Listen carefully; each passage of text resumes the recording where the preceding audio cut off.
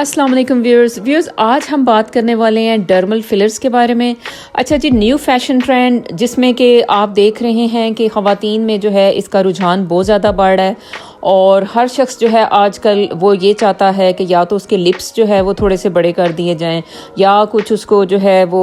चीक implants जो है उसको मिल जाएं कि उसकी जो गालें हैं वो थोड़ी सी ज़रा भरी भरी सी और ज़रा ब्यूटीफुल सी नज़र आएँ। अच्छा, या कुछ लोगों का ख्याल है कि उनका जो फोरहेड है या जो पेशानी है उसमें जो लाइंस हैं उसको जो है वो दूर कर दिया जाए। अच्छा, इसके लिए जो है डिफरेंट जो है डॉक्टर्स होते हैं, कभी कभी सिर्फ एस्थेटिशियंस होते हैं, जैसे ब्यूटिशियंस होती हैं उसी तरह एस्थेटिशियंस होते हैं, उनका सहारा लिया जाता है। लेकिन एक जो चीज़ है जिस पे कोई बात नहीं कर रहा कि वो इन सारे प्रोसीजर्स की वजह से जो कॉम्प्लिकेशंस जो मरीज़ों में देखने में आ रही हैं, तो आज हम थोड़ा सा उसको टच करेंगे और उस पर थोड़ी सी बात करेंगे। ये बात करना बहुत ज़रूरी है क्योंकि इसकी वजह से जो है बहुत से लोगों में बहुत मसाइल पैदा हो रहे हैं। अच्छा व्यूअर्स, देखें, इसके लिए जो है जैसे एस्थेटिशियन कोई बन जाता है या कोई ब्यूटिशियन ही होती है, वो एक छोटा सा कोर्स करके आती है और उसके बाद जो है वो कहती है कि अच्छा जी मैं इंजेक्शंस भी लगा लेती हूँ, तो उसके बाद जो है वो लगाना भी शुरू कर देती है। लेकिन मेरा ख्याल है कि जो ख़वातीन जो है उनके पास जाती हैं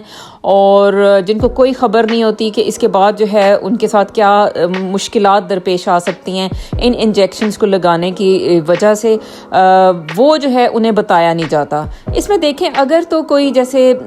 डॉक्टर है जो कि एस्थेटिक मेडिसिन में उसने कुछ फर्दर कोर्सेज़ किए हुए हैं, तो मेरा ख्याल है वो फिर भी रिलायबल होगा क्योंकि जो डॉक्टर है ज़ाहिर है उसको जो आपकी जो फेस की ब्लड सप्लाई है या नर्व सप्लाई है उस डॉक्टर को ज़्यादा बेहतर समझ आती है। तो मेरा ख्याल है कि अगर एक कॉस्मेटिक सर्जन हो या कोई अगर डॉक्टर हो जो कि रिलायबल आपको लग रहा है, एक्सपीरियंस लग रहा है, तो ऐसे पर्सन को रिलाय करना, उसके पास जाना शायद ज़्यादा बेहतर हो सकता है। लेकिन मेरा ख्याल है कि वैसे अगर आप किसी भी शख्स के पास चले जाते हैं जो कि हो सकता है कि दुबई में उसने 2 दिन का बस कोर्स एक अटेंड किया हो और उसके बाद जो है उसे एक डिप्लोमा का जो है वो सर्टिफिकेट मिल गया हो और उसकी बेसिस पे जो है उसने आप इंजेक्शंस लगाने शुरू कर दिए हैं, तो ये बहुत एक डेंजरस एक ट्रेंड है जो कि हर जगह चल रहा है। आपको पता है कि ज़ाहिर है ऐसी चीज़ों में मनी बहुत ज़्यादा होती है, तो लोग क्या होता है कि फिर ज़ाहिर है जिस जगह मनी होती है डॉक्टर्स भी उसी तरफ चल पड़ते हैं और जो जनरल पब्लिक होती है वो भी जो है उससे जो है वो हाथ रंगने की कोशिश करती है।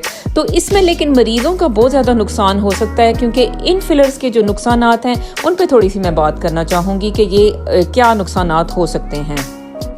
अच्छा जी, सबसे पहला जो नुकसान जो देखने में आ सकता है वो इन फिलर्स की वजह से आपको इन्फेक्शंस हो सकती हैं। अगर जो लगाने वाला बंदा है अगर तो वो डॉक्टर है तो जाहिर है कि वो थोड़ा सा ख्याल करेगा,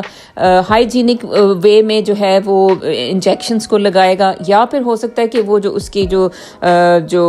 नीडल्स वो यूज़ कर रहा है वो स्टरलाइज्ड होंगी। एक डॉक्टर को तो कम से कम इतना सा ख्याल होगा। लेकिन अगर कोई दूसरा शख्स है जो कि इतना ज़्यादा उसको नहीं पता कि भाई किस तरह से स्टरलाइजेशन होनी चाहिए या मुझे बेहतर वाली नीडल्स यूज़ करनी है, स्टरलाइज नीडल्स यूज़ करनी है, तो हो सकता है कि वो जो नीडल्स हैं वो यूज़ करे तो उसकी वजह से आपको इन्फेक्शन वो दे सकता है, जो कि ये जो इन्फेक्शन होगा, जो फेस पे इन्फेक्शन होता है, ये सीधा आपके ब्रेन में जा सकता है।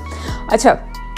अब इन नीडल्स की वजह से क्या होता है कि बाज़ औक़ात हेपेटाइटिस जो होता है सी और हेपेटाइटिस बी तो बहुत ज़्यादा कॉमन देखने में आता है। अच्छा, पाकिस्तान में क्या होता है कि जो नीडल्स होती हैं बाज़ औक़ात वो दोबारा से हॉस्पिटल से उठा ली जाती हैं और उन नीडल्स को दोबारा जो है वो उनको पैकिंग करके तो वो उनको फिर मार्केट में बेच दिया जाता है। तो ज़ाहिर है कि ये भी आपको देखने की ज़रूरत होती है, बल्कि जो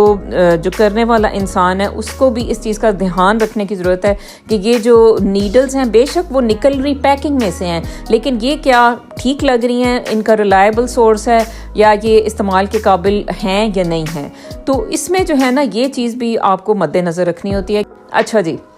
इन्फेक्शंस हो गए, उसके बाद जो है ब्लीडिंग हो सकती है। आपको यहाँ पे फेस की ब्लड सप्लाई नज़र आएगी। फेस में अगर आप देखते हो तो इसमें एक बहुत एक पेचीदा सी स्ट्रक्चर्स होती हैं जिसमें कि आपकी जो नर्व्स होते हैं, असाब भी गुजरे होते हैं और उसके अलावा जो होती है आपकी ब्लड वेसल्स जो होती हैं ना वो बिल्कुल करीब करीब से हो रही होती हैं, गुजरी होती हैं। अब इसमें अगर आप एक फेशियल आर्टरी का देख रहे हो, ये इसमें जो आपको नज़र आ रही है, जो कि ये आपकी बिल्कुल ये जो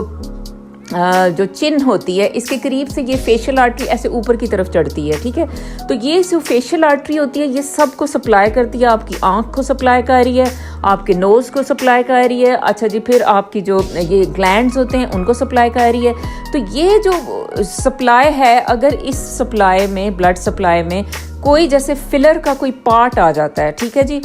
फिलर का पार्ट जो होता है वो क्या होता है, वो भी प्रोटीन होता है। अगर वो जैसे इस ब्लड सप्लाई में फॉर एग्ज़ाम्पल अगर जैसे आप चीक इम्प्लांट करवा रहे थे और जो लगाने वाला था उसने जनाब अपनी तरफ से तो सही लगाया, ठीक है, लेकिन वो जो है वो ब्लड वेसल जो थी उधर से गुजरी, उसमें वो प्रोटीन जो थी ना वो चली गई, ठीक है। क्योंकि ये जो फिलर्स होते हैं ना, इसमें देखें ये कोलेजन होती है, इसमें हाइलुरोनिक एसिड ये लोग यूज़ करते हैं, ये सारी प्रोटीन्स होती हैं। तो ये प्रोटीन्स असल में आपकी जो है वो स्किन की एक लेयर में देनी होती है, लेकिन अनफॉर्चुनेटली अगर ये ब्लड वेसल में चली जाएगी तो ये जो है ना ब्लड वेसल ये सीधा आपके ब्रेन में स्ट्रोक कर सकती है, क्योंकि ये जो प्रोटीन है ये फंस जाएगी आपके खून में कहीं जाकर, और उसके बाद जो है स्ट्रोक होने का चांस है, ब्लाइंडनेस का चांस है, अंधेपन होने का चांस होता है इसमें। कुछ ख़वातीन जो है वो उनमें ब्लरिंग ऑफ विजन भी बाद में जो है, यानी धुंधलापन उन्हें महसूस होने लगा। जूँ ही वो फिलर लगा के घर आए, कुछ 3-4 घंटे के बाद जो है उन्हें धुंधलापन महसूस हुआ।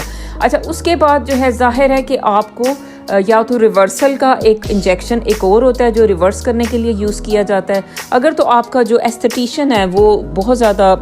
ट्रेंड है तो फिर तो वो ये कर पाएगा, लेकिन अगर वो ट्रेंड नहीं है तो फिर क्या होगा कि वो सीधा जो है ना ये जो कुछ भी हो रहा है वो उसको रिवर्स नहीं कर पाएगा उस प्रोसीजर को। वो स्ट्रोक हो जाएगी, ब्लाइंडनेस हो सकती है हमेशा के लिए, और हमेशा के लिए आँखें जो है वो धुंधलापन उनमें आ सकता है, जो कि आपको पता है कि ये बहुत ही ख़तरनाक किस्म की चीज़ें हैं, और ये है कि आप फैशन के एक ट्रेंड के पीछे जो है अपना आप गंवा सकते हो। इसके अलावा कुछ परमानेंट डैमेजेस होते हैं, बाज़ वक़्त एलर्जिक रिएक्शन तो चलें वो तो शुरू में ही हो जाएगा, और उसके बाद परमानेंट डैमेजेस होते हैं। कुछ आपने को पता है कि एक्ट्रेसेस जो हैं उन्होंने ये फैशन ट्रेंड लेने की कोशिश की है, इंडिया की बहुत सी एक्ट्रेसेस हैं, और उसके बाद उनका फेस ही जो है वो बिल्कुल चेंज हो चुका है। मेरा तो ख्याल है कि वो पहले ज़्यादा क्यूट लगती थी, और अब जो है वो उन्होंने जब से वो फिलर्स वगैरह लगाए हैं वो एक अजीबो गरीब सी एक मसनूई सी एक शक्ल उनकी हो चुकी है। उसके बाद से आपको समझ ही नहीं आती कि ये क्या एक ट्रेंड है जिसके पीछे सारे पागल हैं। अच्छा व्यूअर्स, दो जो जगह हैं वो बहुत डेंजरस हैं। एक उसमें माथा या पेशानी का जो एरिया होता है, इसमें जो फिलर्स आप लोग लगवाते हो, अच्छा जी, इसमें ये वाले जो है ये तो सीधा जो है ना ये भी ब्रेन के साथ कनेक्टेड है, इसकी ब्लड सप्लाई जो माथे की ब्लड सप्लाई है। तो इधर अगर कुछ भी इन्फेक्शन होगा, कोई मसला होगा, या वो फिलर जो है फिर वो ब्लड में चला जाएगा तो वो सीधा ब्रेन में चला जाएगा। अच्छा, इसी तरह ये जो आपको यहाँ से नज़र आ रहा है अपर लिप का ये जो आप करवाते हो, बाज़ औक़ात लेडीज़ का अपर लिप थिन होता है तो वो उसको जो है ना वो थोड़ा सा प्रोमिनेंट करना चाहती हैं, इसके लिए यहाँ पे लगवाती हैं वो इंजेक्शन। तो ये वाली जो अपर लिप की जो ब्लड सप्लाई है, इसकी जो वीनस जो यानी कि जो वेन्स हैं इसकी ना वो ब्रेन की वेन्स के साथ कनेक्टेड हैं। तो जो इन्फेक्शन यहाँ अपर लिप में होता है, इसे मतलब मेडिकल की जो आप ज़ुबान है उसमें इसमें हम लोग जो पढ़ते हैं डॉक्टर्स, इसे कहते हैं डेंजर एरिया ऑफ फेस, ठीक है, यानी कि ये इंतहाई ख़तरनाक एरिया है फेस का, क्योंकि सीधा जो है ये ब्रेन से कनेक्टेड है। यानी आपका अपर लिप, थोड़ा सा टिप ऑफ नोज़, ये सारा जो है ये एक डेंजर एरिया ऑफ फेस है, क्योंकि ये सीधा इधर जो इन्फेक्शन होगी या अगर इधर कोई मसला होगा वो सीधा ब्रेन में सीधा उसका असर चला जाएगा। तो ये देखें कि ये भी कितना एक ख़तरनाक है। और ये जो चीज़ें हैं, अब जैसे कोई डॉक्टर अगर करेगा तो हो सकता है ये आपको ये चीज़ें बता दे, लेकिन बाज़ को डॉक्टर्स को भी बहुत जल्दी होती है पैसा बनाने की, वो भी नहीं बताते कि अच्छा जी बाजी आपके साथ क्या हो सकता है या आपकी जो है कॉम्प्लिकेशंस क्या होती हैं। इसमें यह होता है कि बाज़ का डॉक्टर्स लिखवा लेते हैं कि अच्छा जी हम इस किसी चीज़ के ज़िम्मेदार नहीं हैं, ठीक है, कि अगर कुछ होता है हमने इनको कॉम्प्लिकेशंस बता दी हैं और अब हम जो है वो किसी चीज़ के ज़िम्मेदार नहीं है। तो आप साइन करने से पहले किसी भी डॉक्यूमेंट पे प्लीज़ उनसे पूछ लिया करें कि इस प्रोसीजर की क्या कॉम्प्लिकेशंस है, अगर वो आपको बता नहीं रहे, क्योंकि वो सब साइन करवा के आपसे वो तो सेफ साइड पे चले जाएंगे कि अच्छा जी बाद में कुछ होगा, चाहे कोई अंधापन किसी को हो जाए, चाहे किसी को स्ट्रोक हो जाए, वो हमेशा के लिए पैरालाइज हो जाए, डॉक्टर की तो जान बच जाएगी, वो कहेगा जी मैंने तो ये देखें साइन करवाए हुए हैं, ठीक है। तो ये आप ऑलवेज उनसे डिस्कस करें, कोई भी प्रोसीजर करवाना है तो उनको डिस्कस करें कि भाई अच्छा इसकी क्या कॉम्प्लिकेशंस है, और हमेशा देखें कि ये जो बंदा है इसका कोई सर्जरी का कोई बैकग्राउंड है, ये कोई सर्जन है या ये रिलायबल है या इसके आगे इसके कोई और कॉम्प्लिकेशंस तो नहीं हुई। क्योंकि बाज़ अवत ये होता है कि ऐसे फिलर की वजह से गुठलियाँ सी बन जाती हैं, नोड्यूल्स मैंने देखा है कुछ लोगों में हो गई। अच्छा, कुछ लोगों में स्किन डेड हो गई। अच्छा, उसमें अब वो डॉक्टर्स को तो कोई ब्लेम नहीं करता, वो फिर डॉक्टर कहता है हाँ जी आप लोगों ने खुद ही अपनी जिम्मेदारी पे करवाया, हम क्या करें। ठीक है जी, तो ये आपको सारा ना सोचने की ज़रूरत है। कोई भी प्रोसीजर अगर आपने करवाना है उसका आप सोच लें कि इसके क्या आउटकम हो सकता है। देखें, एक तो शक्ल हमें अल्लाह ने दे दी अब बाज़ अवत, लेकिन हम उससे सेटिस्फाइड नहीं होते तो उसको हम थोड़ा सा चेंज करना चाहते हैं। लेकिन आप ये ज़रूर देखा करें कि इस प्रोसीजर के बाद जो है मेरी ज़ात पे ये ना हो कि कोई ऐसी कॉम्प्लिकेशंस हो जाएं कि मैं पहले वाली लाइफ से भी जो है बिल्कुल मैं बदल जाऊं और मेरी ज़िंदगी जो है और ही ज़्यादा मुतासिर हो जाए। तो व्यूअर्स, ये छोटी सी वीडियो थी आप लोगों को एक पब्लिक अवेयरनेस देने के लिए कि ये जो प्रोसीजर्स हैं खुदारा इनको ज़रा ध्यान से करवाएं। Thanks for watching. अल्लाह हाफिज़।